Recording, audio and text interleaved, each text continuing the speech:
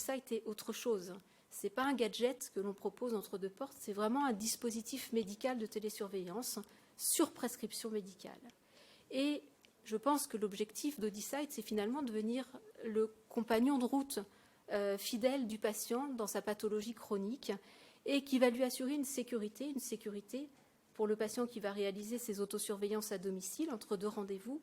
Et tout cela dans un cadre qui est le cadre d'un contrat de confiance finalement qui est passé entre le médecin et le patient et qui signe un engagement réciproque de la part du médecin et du patient. C'est-à-dire que le patient va s'engager à faire sa surveillance régulièrement, rigoureusement et de façon prolongée dans le temps.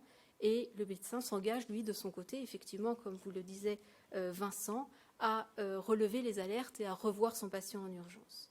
Audisight va bénéficier du lancement d'un article 51. C'est la première solution de télémédecine en ophtalmologie qui va bénéficier de ce dispositif.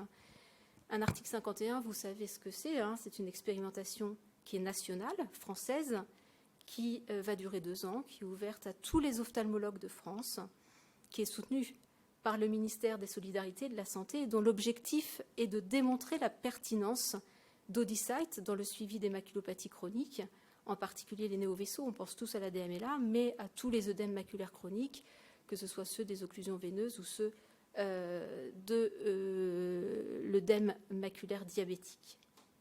Alors la particularité d'un article 51, c'est que Audisight va bénéficier dans ce cadre de la mise en place d'une rémunération à la prescription qui va varier de 112 à 240 € par patient. Et ça, c'est quelque chose d'important parce que ça témoigne de 2 choses. D'abord, l'intérêt majeur des autorités de santé pour ces nouveaux systèmes de télémédecine, de télésurveillance qu'il va donc falloir intégrer, je pense, dans nos prises en charge quotidiennes.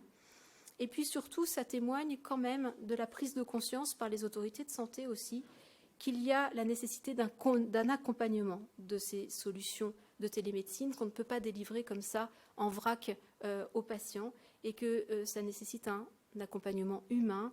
Et donc, c'est quelque part une valorisation financière de l'accompagnement humain qui est nécessaire à la mise en place de ces nouveaux moyens de télésurveillance.